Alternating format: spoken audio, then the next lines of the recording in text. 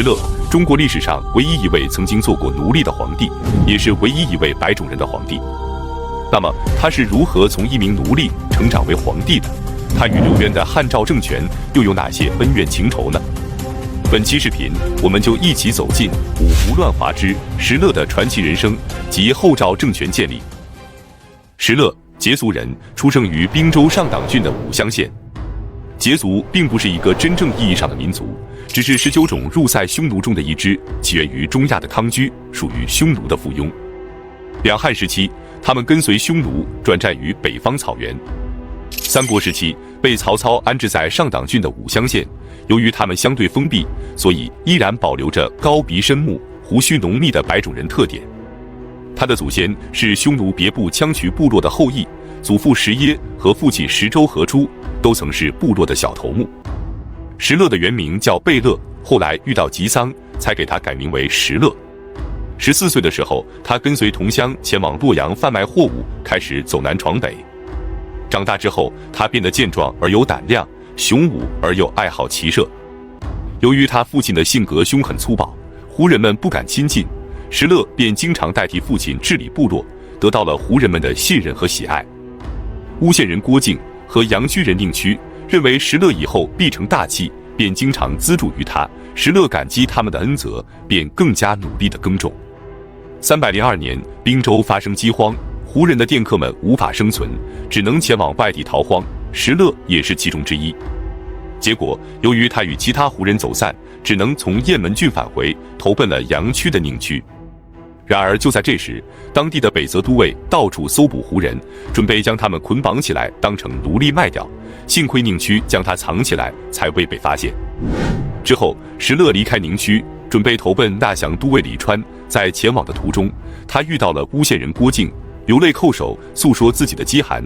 郭靖便将自己所带的货物卖掉，给他买东西吃，并赠予了他一些衣物。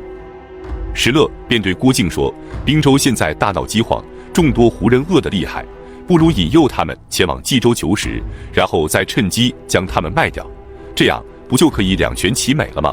郭靖非常赞同。然而他们的买卖还未开始，当时的滨州刺史司马腾便将贩卖胡人合法化，以州府的名义到处抓捕胡人，准备卖掉之后充当军饷。就这样，原本准备卖掉胡人赚钱的石勒，却被州府抓捕后，准备当成奴隶卖往太行山以东。负责押解他们的是司马腾的属下郭阳和张龙。起先，张龙多次殴打和侮辱石勒，后来由于郭阳是郭靖的族兄，郭靖便将石勒托付给郭阳，此后才没有再吃苦头。不久之后，他们到达持平，即今天山东省聊城市的持平区。石勒被卖给了一个名叫施欢的人，成为了奴隶。施欢觉得石勒相貌奇特，气度不凡，便免除了他奴隶的身份。距离施欢家不远处有一个牧场，施欢便经常前往，与牧场的牧帅吉桑交往密切，石勒也经常跟随前往。由于他善于相马，便与吉桑结为了好友，并且结识了王阳和吴玉等10余人，组成了18骑。石勒便以18骑为资本，抢劫附近的良马以及丝绸和珍宝等物，孝敬给吉桑。从此，石勒便开始崭露头角。304年，司马腾和王浚联合鲜卑和乌桓等一族，攻打邺城的司马颖。司马颖战败后，逃往了洛阳。刘渊便在左国城自称汉王，建立了汉政权。司马颖的旧部公师藩以救援司马颖为名，收集残军，活跃在赵郡和魏郡附近，兵马多达万人。石勒和吉桑得知后，便率领数百骑前往投靠。这时，吉桑才以石为姓，以勒为名，正式给他改名为石勒。公师藩任命石勒为前队督，跟随主力前往邺城攻打司马模。结果，公师藩的大军战败后，从白马渡河南逃，公师藩也被狗西给斩杀了。公师藩死后，吉桑便继任为首领，任命石勒为服邺牙将，率领部下释放了关押在郡县里的囚犯，以及招募山泽之中的亡命之徒，组成了自己的队伍。307年，吉桑自称大将军，以诛杀滨州刺史司马腾为名起兵，石勒被任命为前锋。5月，他们进攻邺城，大败司马腾。司马腾率领轻骑出逃，却被吉桑的部将李丰给斩杀了。之后，大军进入邺城，放火焚烧宫殿，杀害邺城的百姓万余人。劫掠了妇女和珍宝之后，他们便离开邺城，准备去攻打黄河以南的青州和兖州。大军到达乐陵，即今天山东省乐陵市的时候，遇到了晋朝的大军，双方展开激战。结果，幽州刺史事先被斩杀，前来救援的起活军5万多人被打败。接着，他们继续进军，前往平原郡和阳平郡，与苟熙等人率领的大军相遇。两军相持了数月，大小决战30余次，双方各有胜负。7月，司马越率军到达官渡，前来支援苟熙。9月，吉桑和石勒被苟熙击溃，战死了万余人，他们只能收拾残部，准备前去投靠刘渊。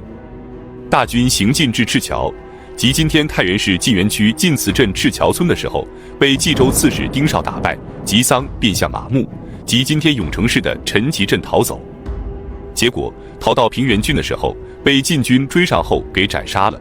石勒则逃往乐平，即今天山西省西阳县西南。当时胡人张贝都等人率兵1000人驻扎在上党郡的一处壁垒之中，石勒得知后便前去投奔，得到了他们的器重。在石勒的劝说下，张贝都决定率军投靠刘渊。刘渊得知后大喜，立即任命张贝都为亲汉王，任命石勒为辅汉将军，统领张贝都的大军。石勒则将张贝都尊为兄长，并为他取名为石会。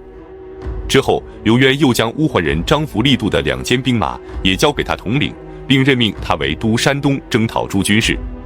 从此，石勒便成为了刘渊属下的大将，实力也逐渐开始发展和壮大。他与刘耀等人攻破洛阳，俘虏了晋怀帝，这便是著名的永嘉之乱。接着，他兼并王弥汉，打败王浚，西逐刘琨，为汉国立下了不朽的功勋，使汉国的疆土不断扩大，俨然成为了汉国的最大功臣。318年，刘宗病逝，太子刘粲继位，结果却被老丈人晋准杀害，正式发动了叛乱。晋准自称汉天王。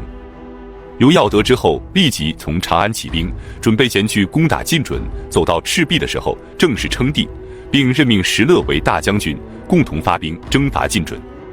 最终，晋氏全族被灭，叛乱终于得以平定。具体详情请看上期视频。之后，刘耀率军返回长安，并以长安为都城，改国号为赵。石勒则率军返回了襄国。319年2月，石勒派遣左长史王修给刘耀进献捷报，刘耀便任命石勒为大将军，并封为赵王。王修便准备返回襄国，将诏书交给石勒。可就在这时，曹平乐却对刘耀说，王修此次前来的目的是打探我们的虚实，如果让他返回襄国，一定会将长安的情况告诉石勒，到时候恐怕石勒就会发兵攻打长安。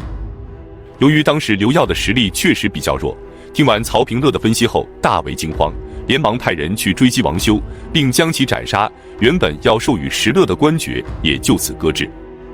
王修的副手逃脱后，将刘耀的所为告诉了石勒。石勒怒斥道，我侍奉刘氏多年，尽心做到比人臣的本分更多，为他们打下了偌大的基业，然而时至今日，他们竟然想谋害我。既然这样，赵王的爵位不用他们赐予我，我自己就可以封给自己。同年11月，石勒以襄国为都城，自称赵王，将河内郡和魏郡以及渤海郡等24个郡作为赵国的国土，国民共计有29万户。由于刘耀此前已经将国号改为了赵，因此史书便将刘耀的政权称之为前赵，将石勒所建立的政权称之为后赵。至此，羯族人石勒建立了后赵政权，成为了五胡16国中的又一个割据政权。那么石勒的结局如何？他是如何统一北方的？我们下期继续讲述。